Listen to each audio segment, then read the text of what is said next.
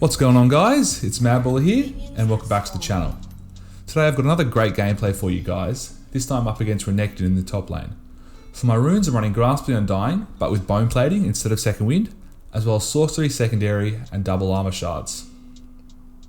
While Renekton is well known to be a lane bully and to dominate in the early game, I actually think this is a fairly good matchup for Maokai, as opposed to other matchups that he struggles with like Darius or Mordekaiser. The reason for this is Renekton is very heavily physical damage, so it's quite easy to itemize against him. And as well as the fact that his Q harass in the early game makes him prone to push the wave, which means you can easily farm under tower. So obviously in the early game we're going to be last hitting as much as we can, when necessarily last hitting with Q. I'm looking to get a grass proc here, I can't get it, but level 1 you can trade with the grass procs, but once he gets a bit of fury you obviously need to be very careful. Trying to proc my mana flow band where I can to try and get that bonus mana as fast as possible. We take Bone Plating this matchup because I think Renekton does a lot of upfront damage with his W, with his power W, pardon me. So I think running Bone Plating is great there, and I think he doesn't necessarily harass you on CD like a champion like Mordekaiser, Teemo, or any other ranged top laner where you would take Second Wind. So you can see Renekton stacking up quite a big wave, so we want to trim the wave where we can so it doesn't get too big under tower. We also want to keep it pushing as slowly as possible, as we can see where Sylas is in the map.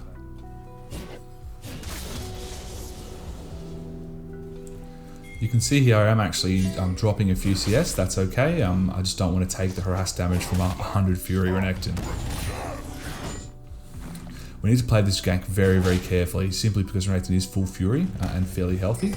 But he takes a fairly bad trade in my minion way, in my tower range, and we're able to flash for the kill. In hindsight, that flash was obviously a bit of a waste, but I wasn't sure if Sylas was going to flash. And it was always best to commit to the kill and not give away a free first blood because you want to hold flash. Sylas is hovering here as Renekton may be looking to TP straight back to lane, but he's got the patience not to, so Sylas is just going to do scuttle, which means we're going to be fairly safe in the lane. However, I have got it frozen under tower, which means that Sylas can come back for a repeat gank because it's not warded, and Renekton doesn't have flash.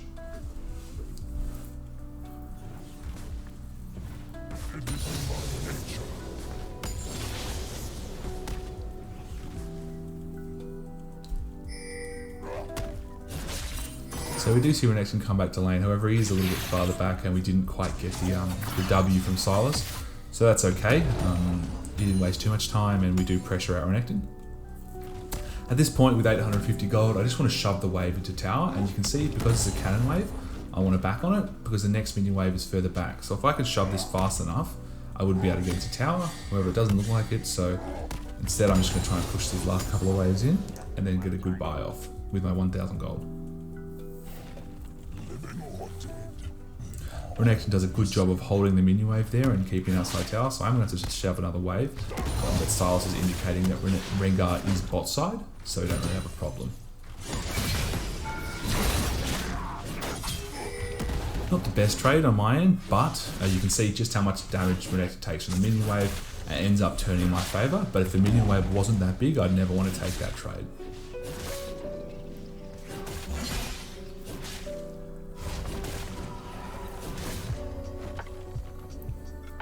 Renekton does a good job of stopping my back. I was a little bit too greedy in my positioning there, but I don't really need to back as he is shoving it in. And he's obviously shoving it in because he wants to be sustaining with the lifesteal from his Dawn's Blade, as well as the empowered Q if he goes for it. So Renekton does want to shove naturally. If you've been paying attention for the first 5 minutes of this lane, you've seen I've given up a significant amount of CS. That's just the way the lane goes, and it's probably the most common way why people lose lane against a lane bully like Renekton. Rengar, for example, is another great one. It's because they go for a CS which they know that they shouldn't take. You can take it, but you can see right there Renekton has 100 Fury and he's sitting in the minion wave ready to punch me. So I'm going to try and last hit with Q where I can. And apart from that, just let it push in. It doesn't really matter to me if I have 30 CS or 40 CS this early on. You're not playing Fiora or Trinity, you're playing a tank, right? So there's no need to make sure you get every last hit. If you can, fantastic. If not, better to survive and scale.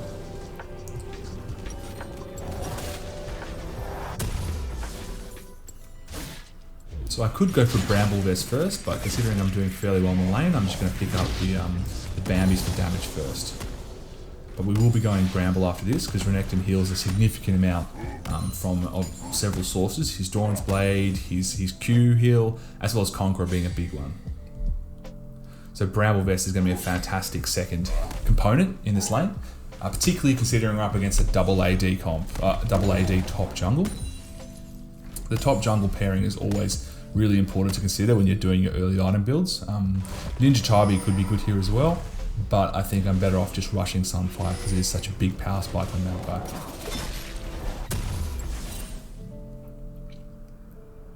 We're in a fairly good spot here. Renekton just has a Kindle Gem, and we've managed to pick up obviously components for both our Thorn Mail and our Sunfire Cape, so we're doing very well in terms of tank stats, and Renekton's going to find it really hard to kill us.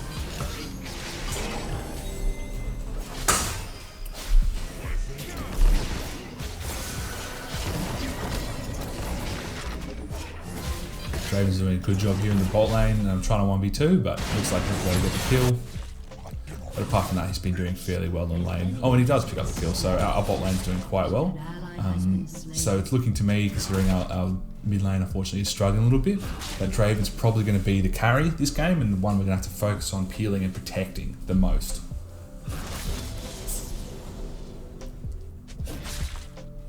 Just a bit of a spoiler alert here, Rengar's going to get very, very, very fed, and this would be a great example of how you can leverage a CC tank like Maokai to help your carries do their jobs, no matter just how fed the enemy carries are. That's my fault there, I was a bit late, unfortunately a bit late pinging the miss, my fault. But I should have been aware, but I also should have pinged it, that Renekton could have roamed down there. So you can see Rengar's already 4-0, so we are struggling a little bit in this game.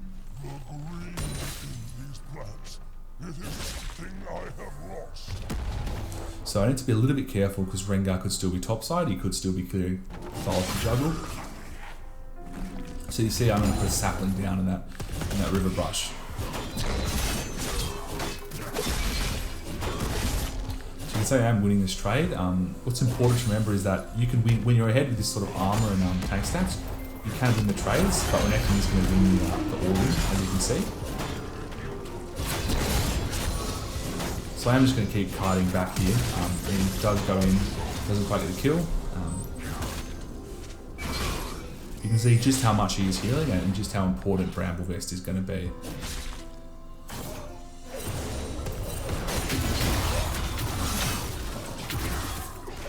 This was a pretty telegraphed game from the Silas, and so it's clearly unfortunate. But I think I can stay here and hold the lane for a little bit longer. But obviously with Rengar probably still in that tri-bush or top bush, I need to be pretty careful. An enemy has been slain. An enemy has been slain. I see Renekton hovering, and I figure by now that Rengar's top lane, so I figure to try and get the Renekton. So I am able to get the Renekton, but as expected, Rengar just looped around and he gets another kill, but it's not the worst result for me.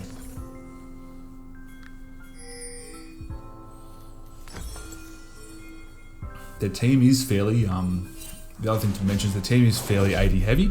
They do have a Lissandra obviously, but the key thing there is that Lissandra's a burst mage, right?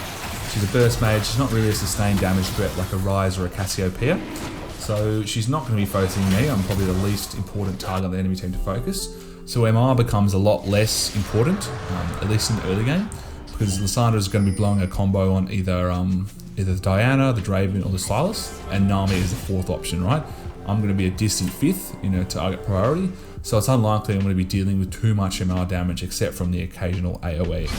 So getting my Sunfire and getting my Thorn Mail are going to be really, really important before then. However, as I mentioned, Draven is now on 3-0, he's doing quite well. And we're absolutely fine in this lane. You can see just how little damage Renekton is doing with his full combo. We can poke him down and we do out-sustain him in lane, especially since we have Bramble. So it's a fairly safe lane to be in right now. You can see Renekton is taking some not so good trades. So just keep poking him with your Q, keep poking him down. It does quite a bit of damage in the early game particularly. And there's no need for this wave tiered tower. We can hold this outside tower with our armor and make sure we get almost all the last hits. So you can see Renekton is getting quite low and he takes a fairly poor combo. I will kite it back because, as I mentioned, when you don't have the CDs, Renekton is going to be doing a ton more damage. So we're just going to wait for his ult to run out because it is running out shortly.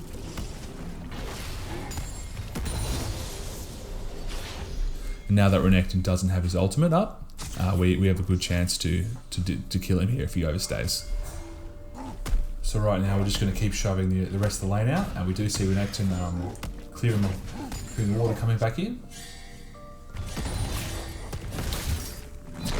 So we'll just kite back here as he does have full fury. There's no point taking that sort of fight.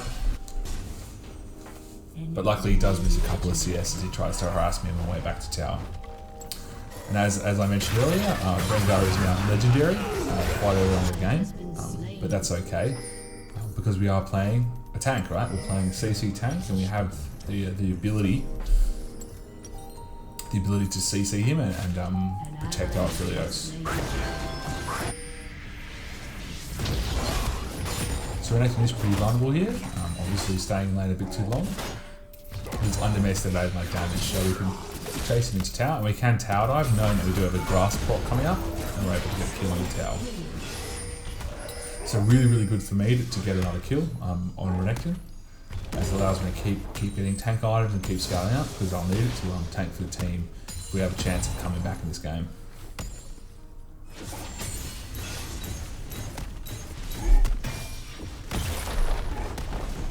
Just trying to get a couple of plates here, as Renekton's still dead for another 8 seconds. And we did see Rengar in the bot lane before. He could be coming top, but considering how much armor I have and how tanky I am, I should be okay to keep clearing these waves. So we pick up a ton of gold from that particular passage, and we're now going to go back with 1500 gold. Very tanky. Rengar is 9-0 now, so this is going to be a bit tough, but it's going to come down to peeling for Aphelios, for Draven, and dealing with Rengar diving, because obviously our Draven is significantly more fed than anyone else on the team. He's going to be going more mana, so he's going to have a ton of damage in these team fights.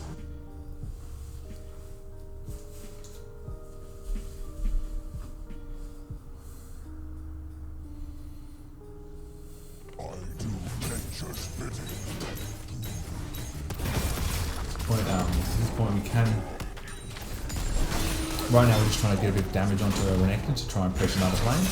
The ult was probably not needed, but you can see here that he took a few too many tower shots.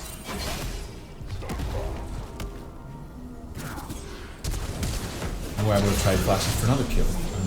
So this Renekton is really underestimating how much damage Maokai does. One of the strong things about Maokai is when you do build these tank items like Sunfire and Bramble Vest or Thornmail, they do give a bit of pseudo damage from their passives. Obviously, the Sunfire proc and the Thornmail damage reflect gives you a lot of unexpected damage. It means you can go pick up a lot of solo kills that you wouldn't normally expect. But all that aside, I think the Renekton is quite tilted at this point. I don't think he's thinking straight. You don't expect to lose lane as Renekton, and when you do, you start to feel a bit frustrated and panicky because he needs to win lane to be useful, and he's definitely not winning lane. Now I could stay and try and shove this out, but it's not worth it. I've got a bounty and there is an objective up. I wasn't sure where Rengar was, but now we see him mid.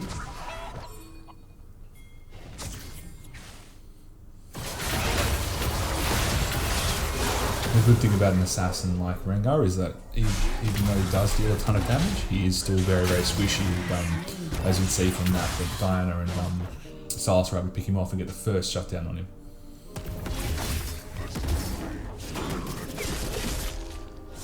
Renekton definitely still can't fight us, so we're just going to shove the wave out and look to rotate with our team once this is done with the Rift Herald.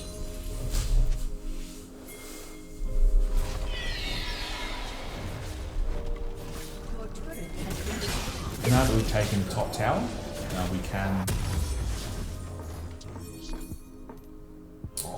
Now that we've taken the top tower, we can quite easily rotate down to Dragon, and you can see, now that I already have 205 armor, I've got a ton of armor, and now I can start picking up MR.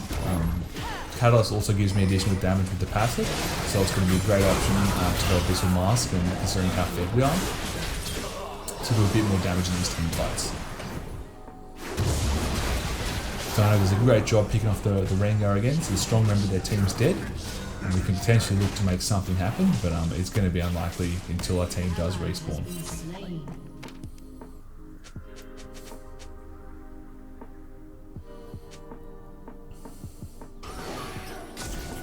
We do see Aphelios over pushing a little bit, so we're going to W to get closer to him and see if we can pick up a kill there and just see what we can do.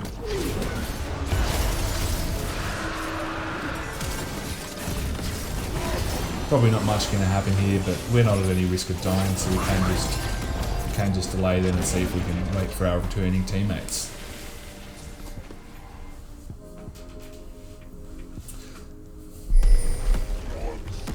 I do have TP coming up in 33 seconds. Once that comes up, I'm going to be looking to split a side lane and then TP to team fights where necessary. Aphelios really can't hold this tower, so we can pick up a free tower with the help of Nami. If he stayed, obviously, he's just going to get tower dove.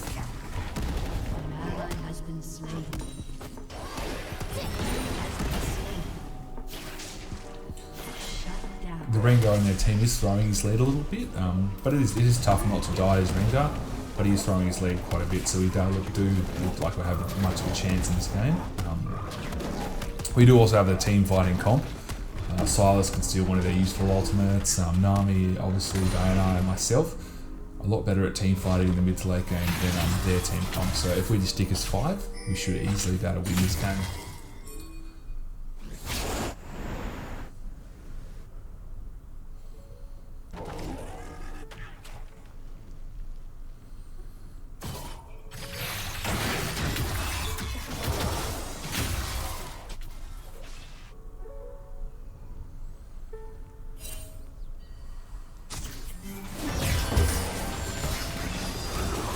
Not too much going on here, as you can tell, but you could easily see just how little damage Aphelios is doing to me right now, which is a good sign. But now we get to group as 4 and taking on tower. And the bar gets a little bit too cocky and we're able to pick him off. So with Rengar coming in, we just want to stick together as 4, and you can see what we did there. We're exactly right. As soon as Rengar comes out of his stealth, you can just see something down and he wasn't able to pick up the kill. We can beat the Rengar here, we're just going to need to kite around and make sure not to overlap CC. So I follow up with W, I'm just going to chase him out. I could flash over the wall, but it's not worth it as there's no objective up on the map that we can take, and I'd rather save my flash for another team fight rather than try and get it for one single solo kill.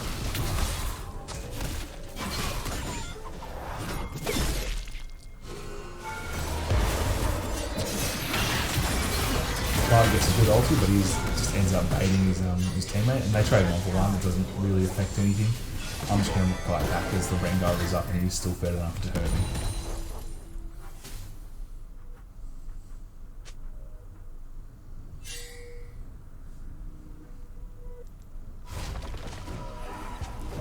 So the important thing in these team fights, as you can see, when you're typing against the Draven, is just going to be to deal with the Rengar. We just need to make sure that Draven survives. Dinah's got enough self-tankiness, and so does Silas to a degree. So Draven and Nami are going to be his key targets. So if we can keep Draven alive, we should be able to win these team fights, as Rengar does have the majority of his team's gold and experience.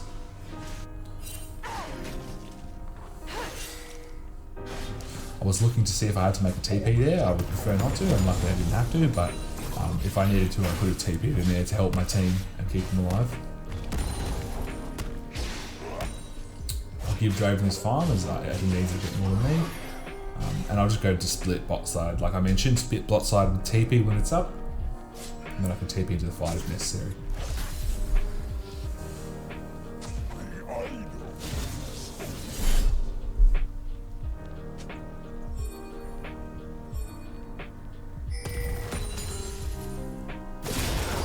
Looks like a fight's going to break out, most likely, so I'm going to path up here and see if I can get a good flank.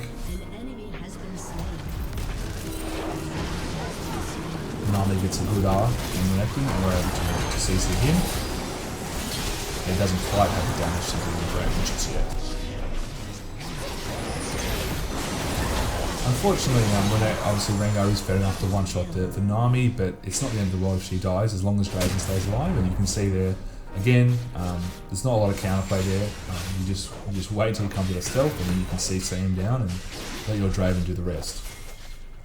And with Rengar dead, obviously they're not going to be able to contest Dragon, right? So it's a poor trade for the enemy team and a good trade for us.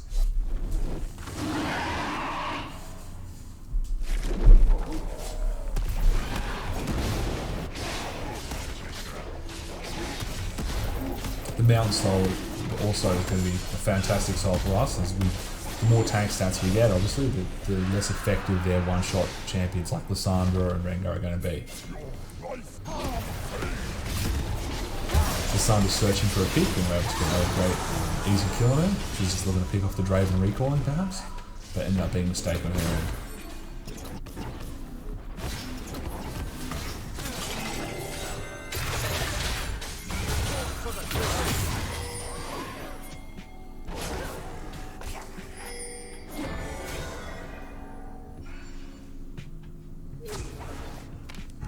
Right now I'm just trying to zone the Rengar off, so I can tell he's going to be pathing down to the lane, and I'm able to cut him off for a while, and then just ping my team that he's approaching.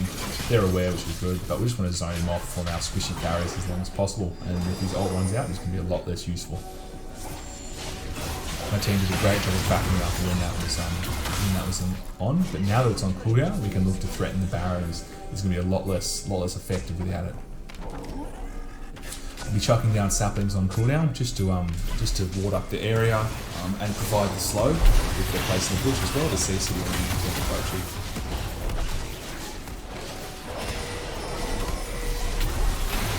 The enemy's starting to have some idea of what's happening, but until Rengar appears we can keep pressing this down. When Lissandra goes in a little bit too early, we can throw off the threat.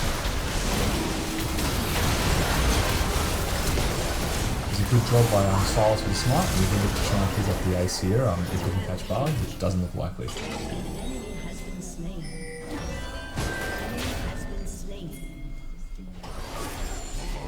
The death time is long enough here that we can definitely pick up an inhibitor, but it's obviously we can't go for the end here, so we just want to make sure we don't overstay. If we do, we could end up giving away a counter ace and a lot of the gold lead back.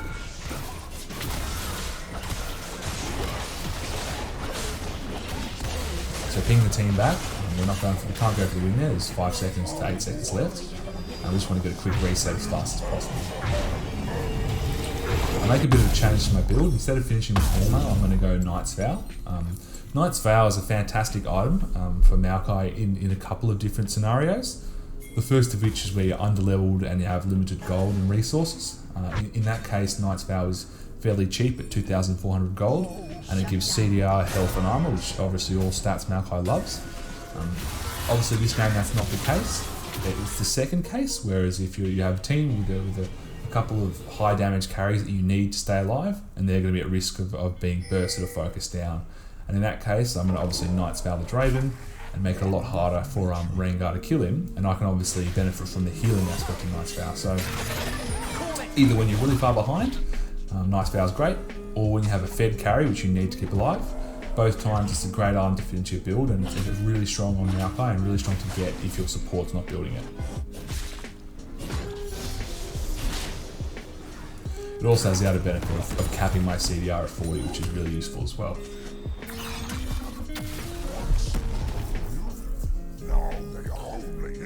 We can definitely go for a team fight here, but we just need to wait for the Draven to be up. As soon as he's back in the team fight, we can see the pick this up.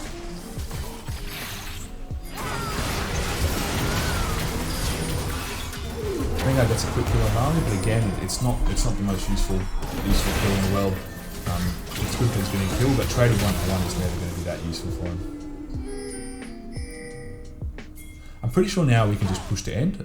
I just still have my ultimate. I still have so much armor that I can easily tank the tower shots. And without Rengar and without Bard, it's a 4v3. I'm fairly confident we can actually just push it in, as we still have a bit of time on the Baron buff left. Making sure to stay near Draven and make sure he stays alive. At this point I pop the ultimate in case they're under towers, they're zoning off and force to back up. And with both towers down, we're able to easily pick up the turrets and end the game in just a second.